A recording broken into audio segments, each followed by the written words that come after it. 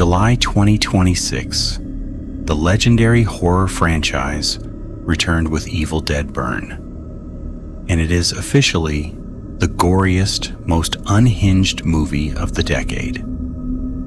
Directed by French filmmaker Sébastien Vaniček, this movie strips away all the fun slapstick comedy and replaces it with pure, relentless sadism. The story follows Alice, a young woman mourning the sudden death of her husband, who visits her toxic, abusive in-laws at a secluded lakeside home. But the family reunion turns into an absolute nightmare when a hidden basement reveals a familiar ancient book bound in human skin.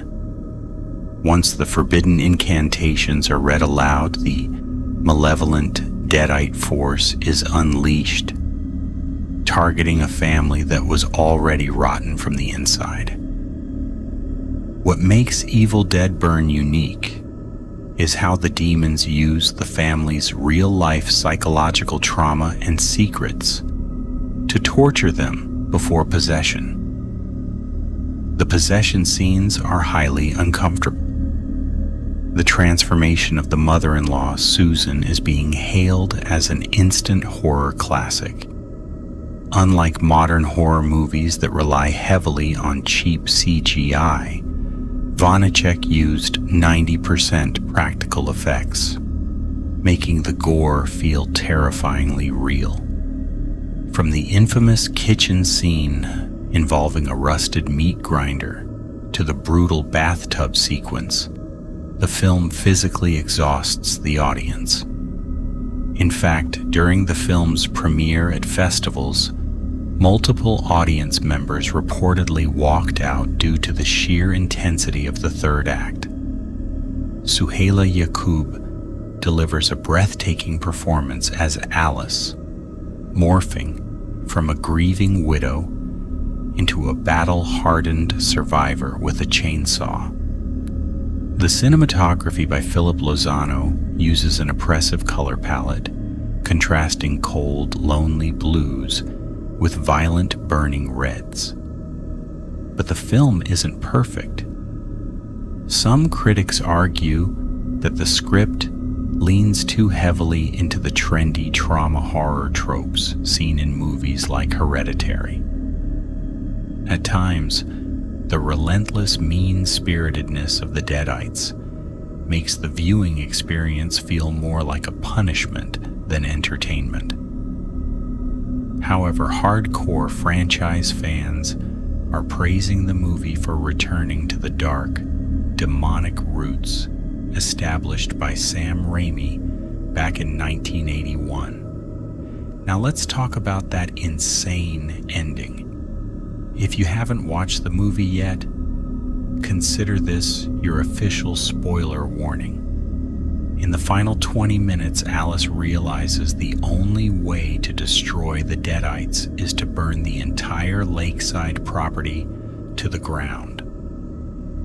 As the house erupts into a massive inferno, a terrifying amalgamation of all the possessed family members fuses into a giant creature.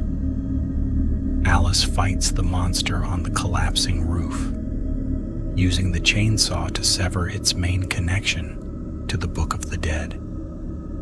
She manages to escape by diving into the cold lake just as the entire house explodes in a massive, blinding ball of fire.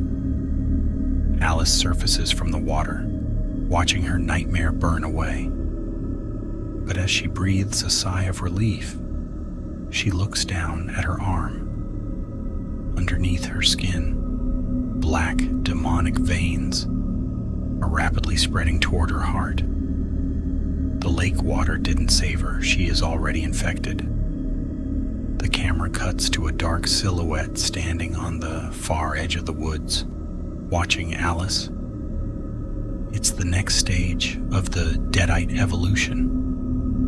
This post-credit scene perfectly sets up the next confirmed installment in the franchise timeline, Evil Dead Wrath, expected in 2028. Fans are already theorizing that the next movie will take the demonic plague out of isolated cabins and into a massive modern city. Producer Sam Raimi confirmed in interviews that Evil Dead Burn is just the starting point of a much bigger, interconnected horror universe. If you are a casual moviegoer, the extreme violence might be a bit too much to handle. But for horror buffs, this is pure cinema.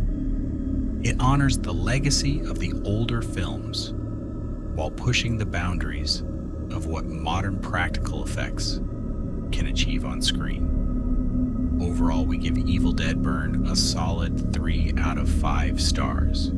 It's mean, it's bloody, and it will definitely keep you awake tonight.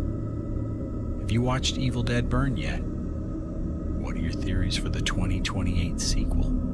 Drop them below and subscribe for more horror breakdowns.